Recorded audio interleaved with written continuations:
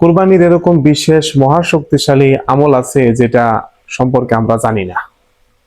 বাইরে আপনারা মনে করেন কুরবানি দিলাম, আত্মীয় স্বজনে দিয়ে দিলাম, গরিব দুঃখীরে দিয়ে দিলাম, আমার ভাগে আমি রাইখা দিলাম, এগুলা তো আছে।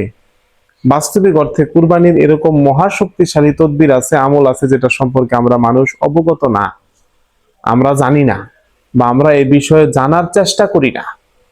তো আর 10 দিন পরে কুরবানি, আর প্রথমেই আমি আপনাদের কাছে ক্ষমা পাচ্ছি যে ভাই, দীর্ঘদিন প্রায় 11 দিন পরে আপনাদেরকে এখানে কিছু বলতে আসছি, পরামর্শ দেওয়ার জন্য আসছি। খুব ব্যস্ত ছিলাম, ঠিক আছে, আবার ক্লাস নিছিলাম, এটা নিয়ে অনেক ব্যস্ততার ভিতরে আমি ছিলাম।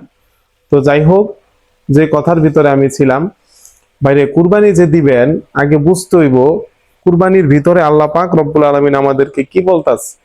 সূরা হজের যদি 36 নম্বর আয়াত দেখেন, আল্লাহ পাক বলতাছে কুরবানির গরু, গোস্ত, মাংস, রক্ত, হাড়গোড় কিছুই আমার কাছে আসে না, আসে হলো কি তাকওয়া। তাকওয়া কি আল্লাহ ভীরু। এখন তো এরকম মাসলা বাইরেছে, এক একজনে বলতাছে যে একলা তুমি চাইলে তোমার গরু খাইয়াও ফালাইতে পারো। কুরবানি শব্দের অর্থ ত্যাগ করা।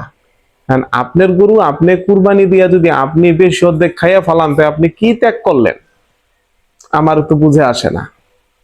আপনারা কুরবানি দেওয়ার তৌফিক দিচ্ছে, তার মানে আপনি সারা বছর গোস্ত খাইতে পারেন, এটা দিবেন যারা সারা বছর গোস্ত খাইতে পারে না তাদেরকে। এবং গোস্তের একটা টুকরা নিবেন বা 2-3টা টুকরা নিতে পারেন, ওই গোস্তের টুকরা সামনে আপনি রাখবেন। আমলটা বলি, ধরেন কেউ কুরবানি দেয় নাই, কিন্তু তার কাছে কুরবানির গোস্ত আসছে কোনো না কোনো মাধ্যমে, কারো না কারো আত্মীয় স্বজন দিয়ে গেছে। তো ওই গোস্তর সামনে নিয়ে আপনি 313 বার পড়বেন ইয়া শাহিদু, আল্লাহ পাকের মহাশক্তিশালী ইসমে আজম নাম, ইয়া শাহিদু, আল্লাহ পাক সাক্ষী দাতা। এটা আপনি 313 বার পড়বেন।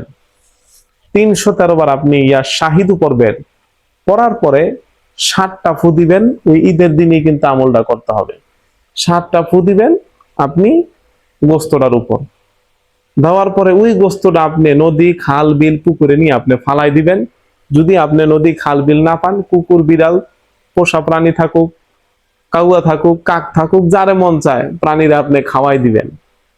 এটার এত বেনিফিট আপনি পাবেন, এটা আমি এই জায়গায় বাবা বইলা শেষ করতে পারব না। সর্বপ্রথম কেউ যদি এই আমলটা করে, আমি একটা ফজিলত বলতেছি যেটা আপনাদের হৃদয়ের ভিতরে যেয়ে ঢুকবো। কেউ যদি এই আমলটা করে, আল্লাহ রহমত পরবর্তী বছর সে কুরবানি দেওয়ার তৌফিক পাইয়া যায়। তার মানে তার রিজিক, তার সংসার, তার ঘর, তার সব জায়গায় বরকত হয়ে যায় আল্লাহর রহমত। এবং বরকত থাকার কারণে পরবর্তী বছরে সে কুরবানি দিতে পারে। পরবর্তী বছর সে কুরবানি দিতে পারে। এইটা হইল এই আমলের সবচেয়ে বড় ফজিলত এবং বেনিফিট। তো ইনশাল্লাহ যারা কুরবানি দিচ্ছেন, আল্লাহ পাক কুরবানি কবুল করুক। এবং যারা কুরবানি দিতে পারতেছেন না, মাংসটা পাইছেন, আপনারা এই আমলটা করেন আর এই পাগলের কথা শুনেন। মনের ভিতরে যদি ইয়াকিন থাকে, বিশ্বাস থাকে, আপনিও বাবা সামনের বছর কুরবানি দিতে পারবেন।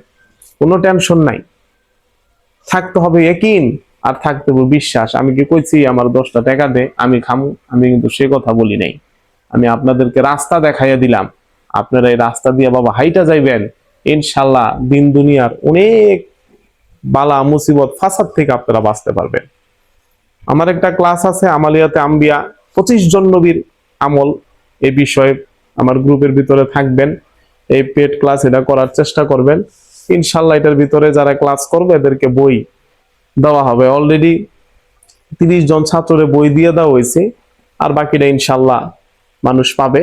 তো যাই হোক, সবাই ভালো থাকেন। এবং এই আমলের অনুমতি ইনশাল্লাহ নিতে হবে সবাই, আমি অনুমতি দিলাম। তারপরে যারা যারা করবেন আপনারা কমেন্টে আপনাদের নাম লিখে দিবেন। ইনশাল্লাহ আপনাদের নাম দেখে আমি ঈদের দিন আপনাদের সবার জন্য আমি খাসভাবে দোয়া করব।